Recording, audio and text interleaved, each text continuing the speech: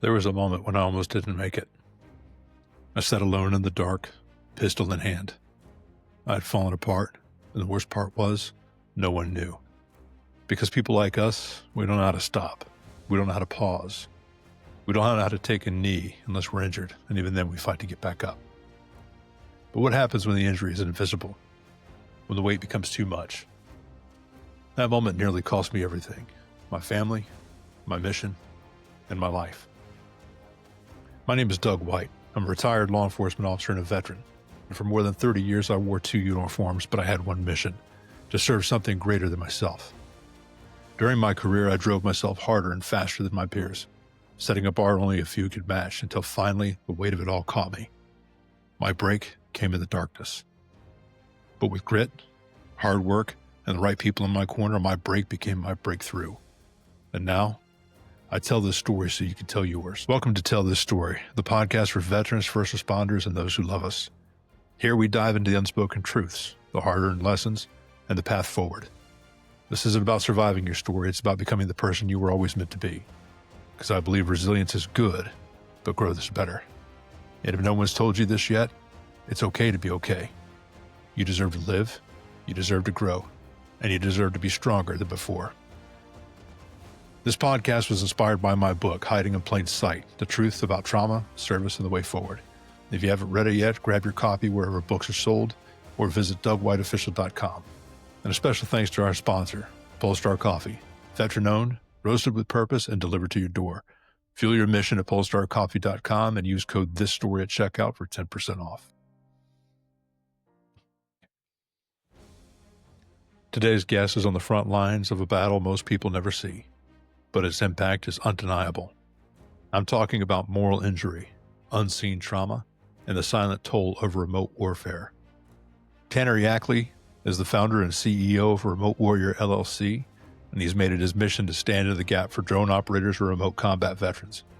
From developing the RECON trauma screen to training VA providers and pushing for policy reform, Tanner is leading a movement, one that challenges the stigma, amplifies the unseen, and equips our warriors to truly come home. This isn't just a conversation about trauma, it's a blueprint for healing, advocacy, and change. Stick around as we go deep with Tanner Yackley. Good afternoon, ladies and gentlemen. Welcome back to Tell This Story. This is unscripted and this is unplanned. In fact, I think 27 minutes ago, I jumped on a Zoom call with Tanner based on a LinkedIn message that he sent me last week saying, "Hey man, this is who I am and what I'm looking to do. Kinda, you want to talk?" And I was like, "Yeah, bro, whatever." And then we started talking, and I didn't know if I wanted to throw my chair through a wall or if I wanted to stand up and say yes, yes, yes, or call friends, or man, I don't know. It's been a long time since I felt the absolute need to get on right now. So we killed the Zoom call and jumped on Riverside, and I want to get this. I don't want questions and answers. I just want the conversation we were having. So everybody, welcome Tanner Yackley to Tell This Story. I'm not even going to give the intro. I'm going to let you tell us who you are and what you're doing, bro, because it's incredible, man. It just blew my mind.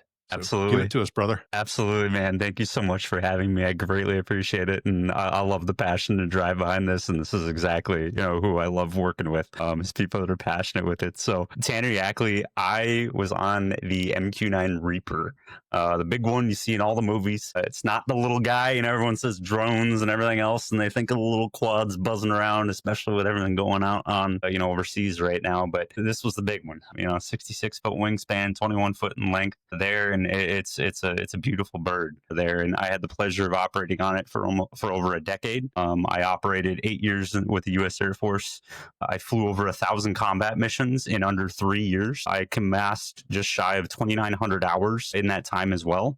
And I left the career field with just under 3,400 hours. So when you do the math with that, it gets real weird because I was mainly training afterwards and standing up programs, etc. There, the biggest thing is, and why we're here talking about this, is just the misconceptions with this community and this platform. We're like you and I were just talking about a couple minutes ago. It's everybody looks at it and says, "Man, it's just a video game. You're in a cushy seat, hanging out. What's the big deal?" And that couldn't be farther from the truth. And these guys are are making life or death decisions every single day. They're dealing with things like moral injury, disassociation, many areas there that, even myself, I personally struggle with it. And, it's a strain of PTSD, if you will. It's called complex PTSD that a lot of guys walk out with because it's that repeated exposure over and over and over again to death, destruction, and everything else with it. And half the time it wasn't even what our weapons were doing to people; it was what the locals were doing to each other. And because it was barbaric, it really was. And so you're sitting there having to watch all these decisions, and it's not just the operators that are physically at the controls; it's the intel people that are also processing the imagery. It's the people that are making the calls, right? And unfortunately, not everything goes perfect. It's war, with it. And so then all they do at the end is just let you out of the box and say, go home. And so we didn't have anything, especially back then in the heyday of it all, because early teens was they were wanting more and more and more and more. Every ground commander wanted a Reaper above it. Every soft team, everything else wanted a Reaper and support with it, because we were good at what we did, there. So, and it's hard because you've got so many issues with it, and I'm sure we'll dive into it here, but just that stem from it all, and that's why now I'm working on a doctorate in psychology to help establish and help fix this, because there's so much lack of understanding and people are dying because of it.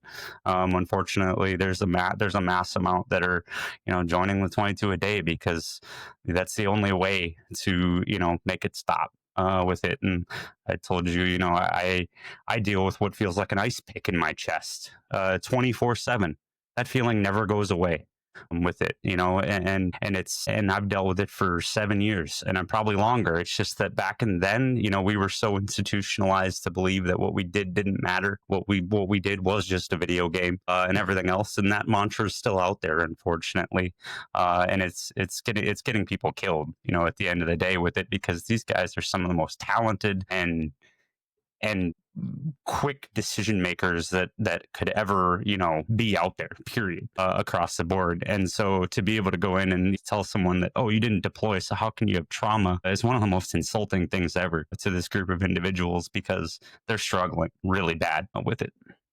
Well, my problem with that is if you didn't deploy, you've said yourself that you didn't consider yourself a combat vet because that's what you had been told. Yeah. 1,000+ combat missions. I don't think there's a lot of people that can stand in that circle. 3,000 hours in combat, flying overhead. And you said that most of the stuff you were on was HVT, and I think a lot of our listeners understand what the intelligence cycle is, what OSINT is, HUMINT, and all that other stuff. They understand that. But you said something that, and they understand that, and they understand all the things that go into, and of course there's a team that has to go in afterwards and do exploitation to make sure that you hit what you were supposed to hit. But you said something when I described, my understanding, when I told you the story of my buddy who did that. I described the intelligence cycle, and you referred to it as the kill chain. And that being in your position, you also had to understand and follow what you called and referred to as the patterns of life. So the people that you were going to control, alt, delete, you knew what they had for breakfast. Absolutely. You knew what they did during the day when they dropped their kids off at school, everything that they did, when they brushed their teeth, when they left, how they left, the times, the varying times, and you bracket them like a target. It's almost like going after an elk.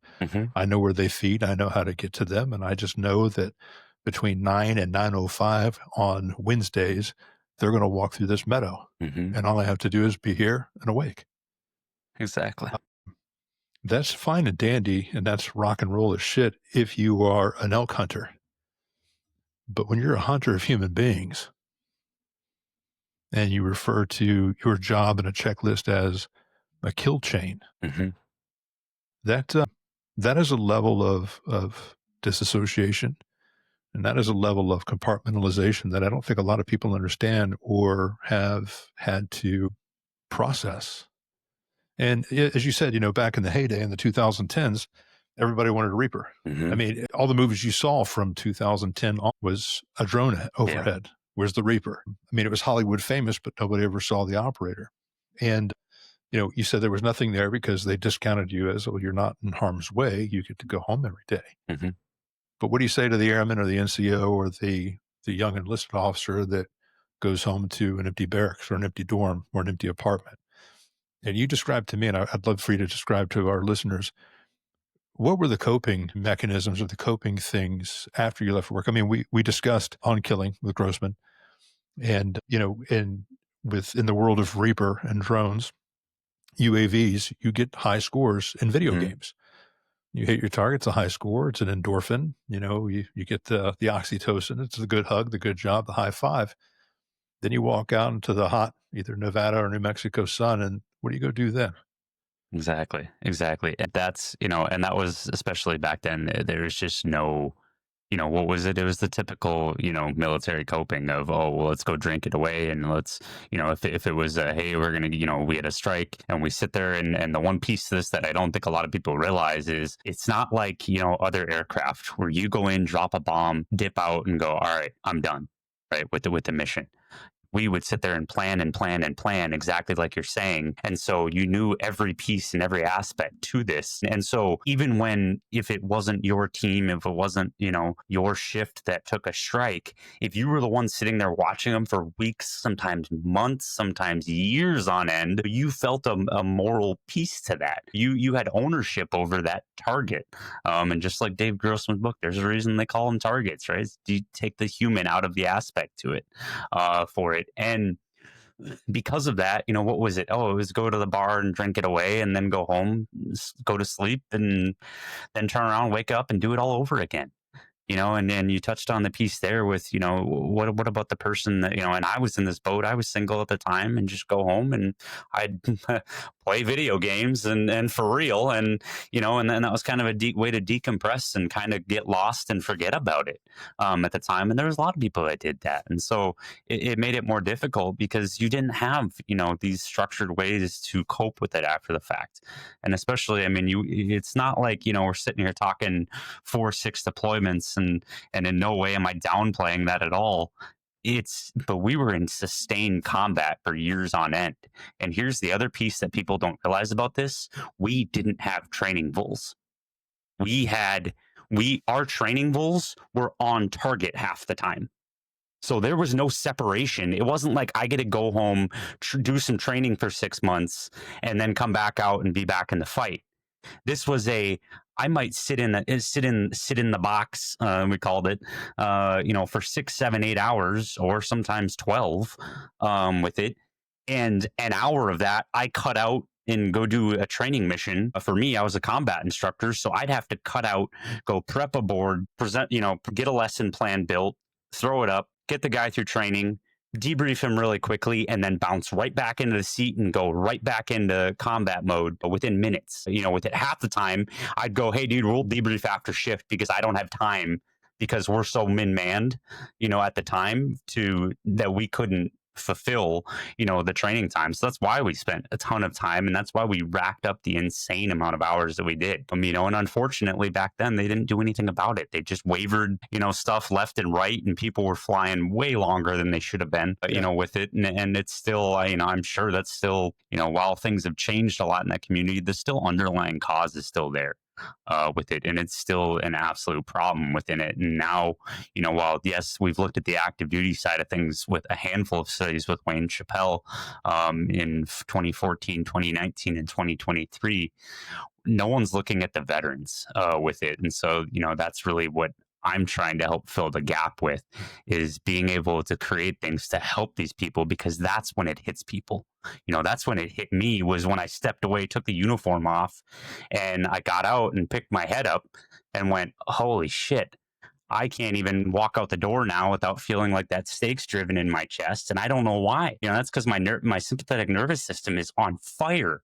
24/7 with it. And so, that's the difficult part, is then you want to talk about, fight, flight, freeze, and fawn. Try having a bastardized mix of all four that hit you.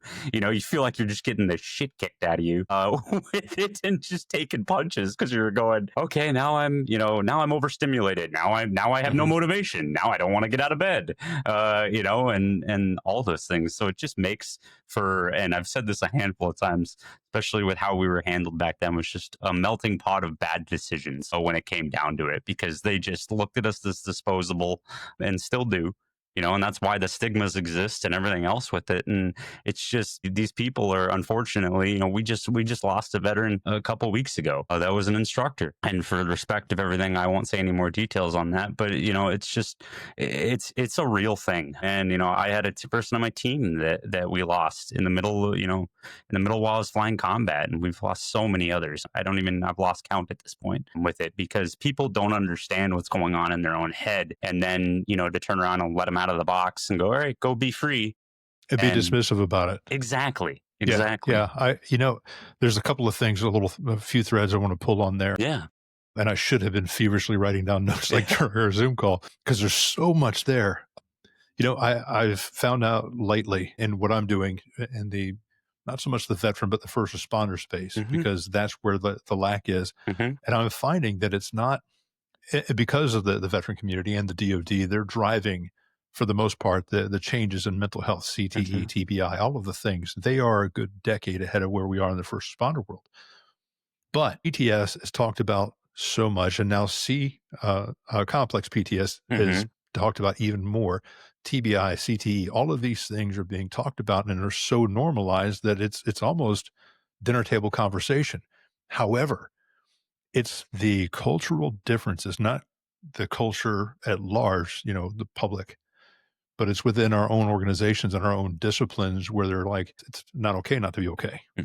You're not supposed to have a problem. You didn't have the requisite number of deployments. You didn't get shot at. You haven't pulled X number of babies out of a pool. You haven't been to a structural collapse where the whole family has died. Everybody wants to put this thing on there because you can't have a problem. I did this and I don't have a problem with it. Okay, well, your coping skills may be different. You may not have had any ACEs, growing up. You may have been in your position sitting in a cushy chair for the last 25 of your 28-year career.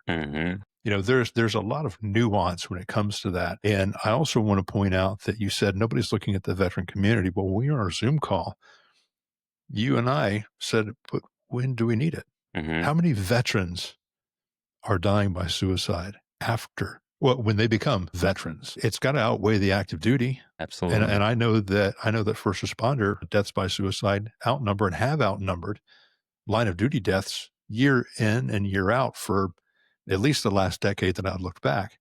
And that's considering that even in the veteran world and the first responder world, that not all of these law enforcement agencies are investigating this stuff like, oh, he just drank himself to death.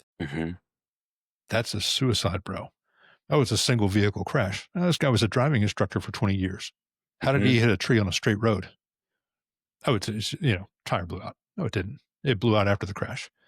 So a lot of that stuff is being completely underreported or not captured at all. So the 22 a day is more than that. Absolutely. 140 a year that we see on the law enforcement and the first responder side, I would say is 4 times that. So people aren't looking at that. I think that at some point or at some level, they're complicit. Yes. It is an issue. They should be listening to conversations like this. Anybody who is not sat in the box and taken human life remotely or even up close and personal, I don't see where they have any standing to say that you shouldn't have a problem. Absolutely. I think that's dismissive, and it's shitty. It's that kind of silence, and it's that kind of cultural stigma that is handing bullets, that is filling up whiskey glasses, that is responsible for the woes that we feel. So now that I'm done rambling, what is it that you're trying to do with Remote Warrior? Absolutely. So this is exciting. Yes. So I told you earlier, I woke up 2 months ago and I woke up in a just fever dream, and I was like, I need to change this, because I was just so sick of, I had just gotten off a call about a week and a half prior with one of my best friends that he was going to a treatment program because he finally got the courage enough to go do it and get help with it, because he's been struggling really bad with it all. And so, it was looking at that and going, okay, yes, there's programs out there, and thank thank goodness they are, and I'm so grateful for them. With being able to provide some of these, I don't want to say non-traditional therapies, equine, things like that, that are absolutely beneficial. But it's just trying to narrow this down and get the scope. And so, just like we're talking about, right? The one piece of this is education. So being able to bring in my experiences with being, serving a decade on this platform, and then I spent some time in academia teaching as a professor, and then quit that when I said I want to do this better, and I want to be able to push what I want to pursue here. So I started Remote Warrior, and our flagship piece to this is the Fog of War guide with it, and it breaks it down. And a lot of the traditional, I don't want to say traditional, but a lot of the common symptoms that remote warriors face there, and putting it into terms that are easy to digest and not all this clinical jargon that you get with any other system, because and then you get frustrated with, because again, we were so checklist heavy, and how we operated it in such, it was, it's like a surgeon, with it. I did a lot of studying in my undergrad with the comparison, between air crew and surgeons, and it's like they both have checklists, they both have procedures, they both have very sterile, literal and figuratively environments there that they walk through. And so being able to provide a document that can make things feel okay for these operators was my primary goal with this. And now it's just blown up into, I want to come in and help, these areas identify the gaps that they have, whether it's the VA, whether it's industry, whether it's professional military education, Guard and Reserve units. We're in the process of developing training programs for all of it to cover these gaps and go, listen, yes, we've moved in the right direction, and I'm so thankful, especially in the last 5 years, how much we're talking more about mental health as a society, but there's still a long way to go for this community, because unfortunately I have talks and meetings daily and have to literally almost go head to head with people trying to defend why this is a problem, and that these people are dying because of it. And I ran a survey of over 200 people in 96 hours, and over 80% of them will not go get help because of fear of lack of understanding with it. So when stuff like that populates, there's a major issue here with it. And so we're trying to come in and be able to bring these guides, bring this information to the warriors that need them. We've had a lot of really great people come in and help us with funding the printing of a lot of these. So being able to get these out there, we're always looking for, groups to sponsor the printing and stuff like that, because these guides aren't cheap, because they can't be, right? I can't give a remote combat warrior a flimsy piece of paper and say, hey, here you go. They're going to chuck that thing in the trash instantly. Yeah, in a heartbeat. It needs to feel like a checklist, the spiral bound deal. Yep. Yeah, exactly. And that's exactly what we've built with it too. As I have one that sits right here on my desk, spiral bound J-Fire, looking, kind of thing, and nice and thin, easy reading, light, there, to be able to not, because that's the one thing, is our nervous system is so on the fritz, 24/7, that it's hard for focus. It's hard to, do those types of things. So, when you walk in and do, let's take cognitive processing therapy. I remember when I went to go do that, they slapped a freaking book on the desk that was about that thick. And I went, hell no. I was just like, no way. Like I just instantly was going, I ain't doing this. Like, I'm like, that is no. So it's they did the same thing with me with that. Exactly. I was lucky because actually I was a chicken. So full disclosure, I didn't want to do it by myself. I needed my security blanket, my wife, Michelle. So we did conjoint CPT. And so she was there with me. And I felt like an idiot. Mm-hmm. Like, what does this mean? What do you mean reframe this? Yeah. Like, wait a second. At the time, I was working on a master's degree. Mm-hmm. I was in an honor society, for God's sakes. Mm-hmm. I was, tactically master of my shit, but I had to read the same paragraph 5 or 6 times to try to figure out and remember what it was that it said to me. Exactly. And were it not for Michelle being there to explain it in smaller terms to me, cognitive ability goes out the window. And I wanted to circle back on that, because no good military podcast is complete without a circle back or a piggyback from what the boss said. But to circle back on that, how in the hell are you working on a PhD in psychology with all of the gremlins running around inside your skull? I mean, that's remarkable in itself. That's dedication to this mission. Absolutely. Because that can't be easy. No, I mean, it's not, I've dealt with a lot of struggles with it, and, it hasn't been clean. It's been, I've had classes that have absolutely challenged. I've had classes I've had to drop and retake and things like that, because there's days where, I have a hard enough time getting up and putting my feet on the ground because this little bastard in here, like I said, the gremlins in your head go, you're not good enough today. You don't fucking got it. And it's like, and that's the shit that I have to sit there and push, out of my head every single day. Is every single decision I make, I am overly critical on, because again, all we did was plan for contingencies. All we did was plan for worst case. That is every single day of our lives when we're running combat missions, was what is the absolute worst case scenario that can happen here? Like any good aviator does, right? You always have your contingency plan at the end of that brief, right? That you cup and go, all right, let's talk about the contingencies for the day, and how we're going to handle them if they pop up.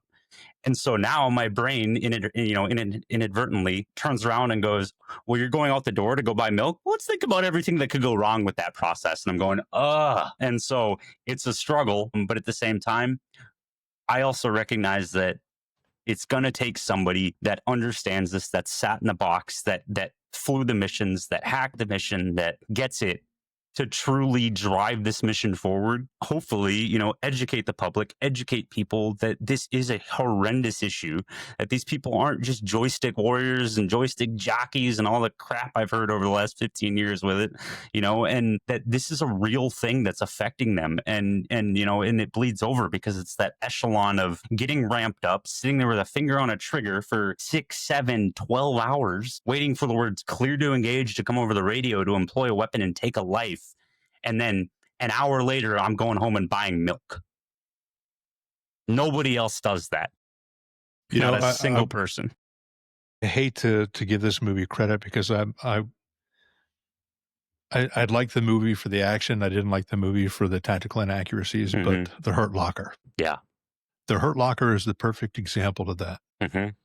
And Jeremy Renner's character redeploys, go back home, and he's in the grocery store. 24 hours later, he's working on IEDs. And then he's thinking to himself, what the fuck am I doing in this grocery store? This is not where I belong. This is normal people stuff. They didn't have the milk I wanted. The world is going to end. Champ, ain't nobody dying in the grocery store today. Yeah. But for you, your brain is wired. I still, you talked about the sympathetic nervous system, the fight, flight, freeze, or fawn. For 25, 30 years, I was stuck in fight. My default was aggression. So everything I had was fight. And, I can only imagine the repeated exposure. I want to point something out too, and I know I'm jumping all over the place, but for anybody who says that you're not a combat veteran, 1,000+ combat missions, right? Let me ask you, did you get a bonus or did you get paid for coming back with ordnance? So chances are you came back, each one of those 1,000+ missions, light ordnance. Yeah.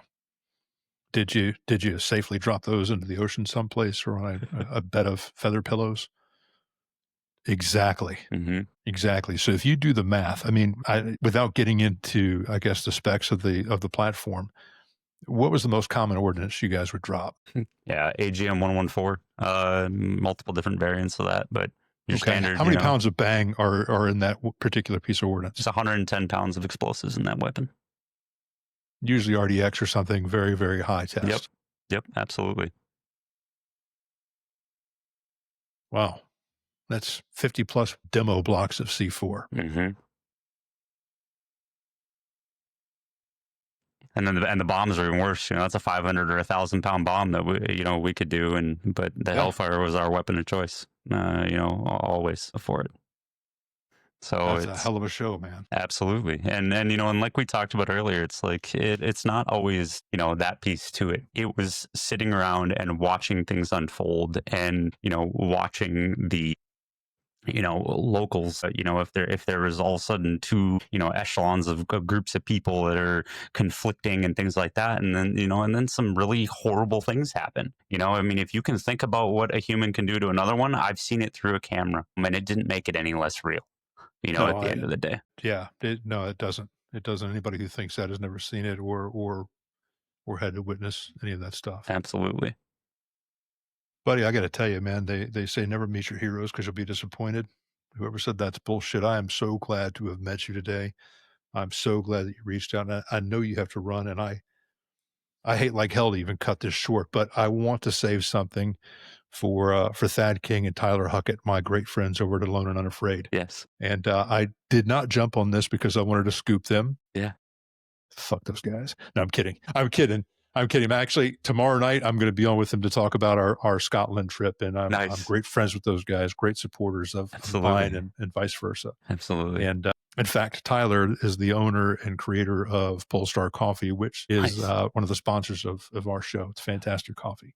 But yeah, enough about that, man. I want to spend more time with you and learn more about what we can do to tell this story to support that. I think Remote Warrior, I think what you're doing, I think your journey is all incredible, man. And I also want to point out to anybody listening here, Tanner's not the only guy. This is not his story. This is all of their story. It's just like, what I'm doing here on this platform. Mm-hmm.